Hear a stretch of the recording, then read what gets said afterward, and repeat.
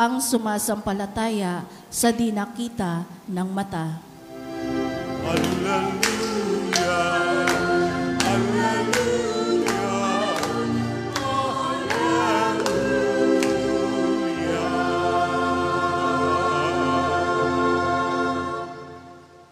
Sumainyo ang Panginoon. At sumaiyo rin. Ang mabuting balita ng Panginoon ayon kay San Juan. Papuri sa iyo, Panginoon. Kinagabihan ng linggo ding iyon, ang mga alagad ay nagkakatipon. Nakapinid ang mga pinto ng bahay na kanilang pinagtitipunan dahil sa takot nila sa mga Hudyo. Dumating si Jesus at tumayo sa gitna nila. Sumainyo ang kapayapaan, sabi niya. Pagkasabi nito, ipinakita niya ang kanyang mga kamay at ang kanyang tagiliran. Tuwang-tuwa ang mga alagad na makita ang Panginoon. Sinabi na naman ni Jesus, sumainyo ang kapayapaan. Kung paanong sinugo ako ng Ama, gayon din naman sinusugo ko kayo. Pagkatapos, sila'y hininghan niya at sinabi, tanggapin ninyo ang Espiritu Santo. Ang patawarin ninyo sa kanilang mga kasalanan ay pinatawad na nga. Ang hindi ninyo patawarin ay hindi nga pinatawad. Ngunit si Tomas na tinaguri ang kambal, isa sa 12, ay wala roon nang dumating si Jesus. Kaya't sinabi sa kanya ng ibang alagad, nakita namin ang Panginoon. Sumagot si Tomas, hindi ako maniniwala hanggat di ko nakikita ang butas ng mga pako sa kanyang mga kamay at naisusuot dito ang aking daliri at hanggat hindi ko na ipapasok ang aking kamay sa kanyang tagiliran. Makalipas ang 8 araw, muling nagkatipon sa loob ng bahay ang mga alagad. Kasama nila si Tomas. Nakapinid ang mga pinto, ngunit pumasok si Jesus at tumayo sa gitna nila. Sinabi niya, sumainyo ang kapayapaan. Saka sinabi kay Tomas, tingnan mo ang aking mga kamay at ilapit dito ang iyong daliri. Ipasok mo ang iyong kamay sa aking tagiliran. Huwag ka nang mag-alinlangan, maniwala ka na. Sumagot si Tomas, Panginoon ko at Diyos ko. Sinabi sa kanya ni Jesus, naniniwala ka na ba sapagkat nakita mo ako? Mapapalad ang mga naniniwala kahit hindi nila ako nakita. Marami pang kababalaghang ginawa sa Jesus na nasaksihan ng mga alagad, ngunit hindi natatala sa aklat na ito. Ang mga natala rito'y sinulat upang sumampalataya kayong si Jesus ang Mesiyas, ang anak ng Diyos, at sa gayoy magkaroon ng buhay sa pamamagitan niya. Ang mabuting balita ng Panginoon. Pinupuri ka namin, Panginoong Hesukristo. Isang magandang umaga po sa inyong lahat. Happy Easter po. Ngayon po ang 2 linggo ng Pasko ng Muling Pagkabuhay. 2 linggo. At ito rin ay idineklara noong si St. John Paul II, ang Santo Papa, na ang 2 linggo ng Easter o ng Pasko ng Muling Pagkabuhay ay pagdiriwang ng Linggo ng Banal na Awa o Divine Mercy Sunday. At doon din po nagsimula yung pagpapalaganap ng debosyon ng pagdarasal ng Divine Mercy Chaplet o nitong ating naririnig tuwing 3:00 ng hapon, yung 3 o'clock habit. Ngayon po, matapos ang 1 linggo, kung kayo po ay nakiisa ng pagdiriwang nung nakalipas, kung saan ay narinig natin ang kwento ng muling pagkabuhay ni Jesus. Sabihin nyo nga sa katabi ninyo, nabuhay na si Jesus. At marami po ang talagang wala lang, marami ang nagdududa pa rin, marami ang hindi pa rin makapaniwala kung paano mangyayari yon. No?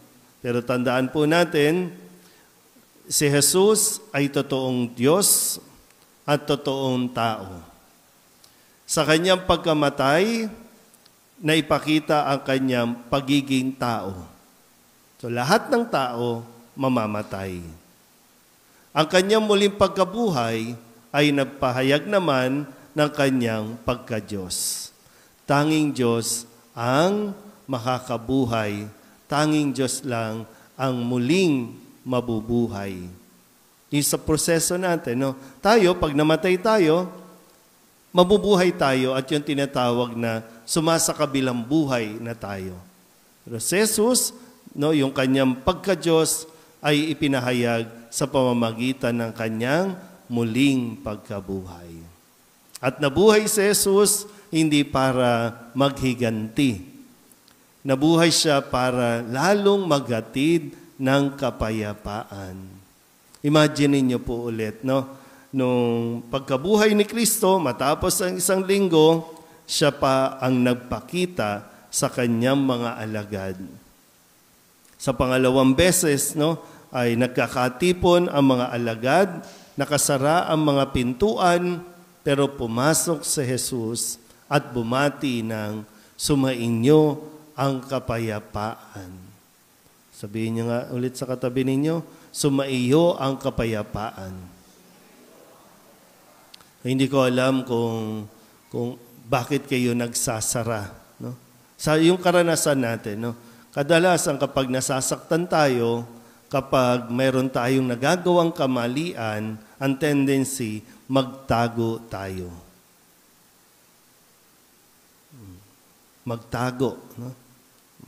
Kasi itong mga alagad po, no, sabi dito, natatakot sila sa mga Hudyo. Bakit matatakot? Alagad sila ni Jesus. So, hinuli ang Panginoon nila, pinarusahan, pinako sa krus na matay. So, ganun din ang mangyayari sa mga tagasunod, sa mga alagad. Kaya nagtatago. At po pwede rin, nagtatago sila, nagsama-sama sila, kasi nandoon yung kanilang, yung guilt nila na iniwan nila si Jesus ng mga panahong kailangan niya ng kasama.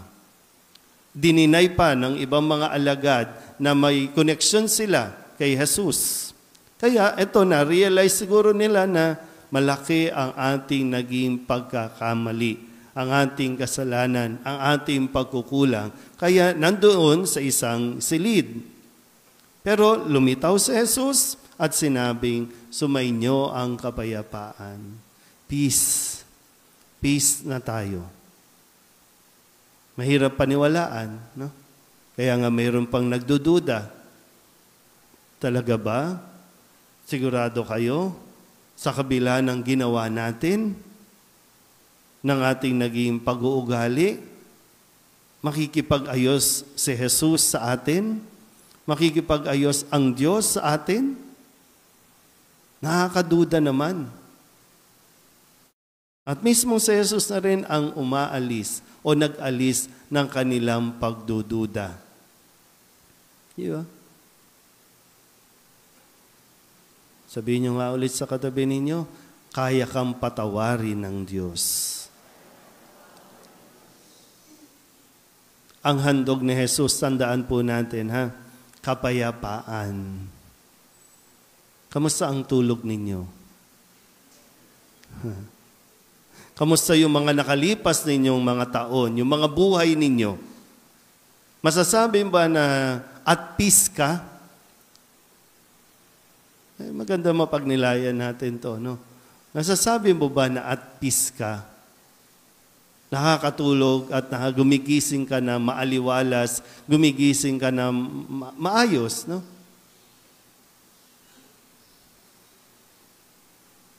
Tingnan nyo nga ulit mga mukha ng katabi ninyo. No?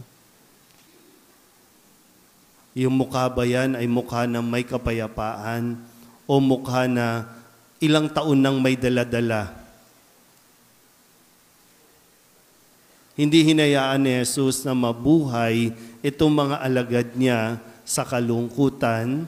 Hindi niya hinayaan na ang mga alagad na ito, dalhin nila sa kanilang buong buhay yung kanilang naging pagkukulang at pagkakamali. Kaya nga, banal na awa. May awa ang Diyos.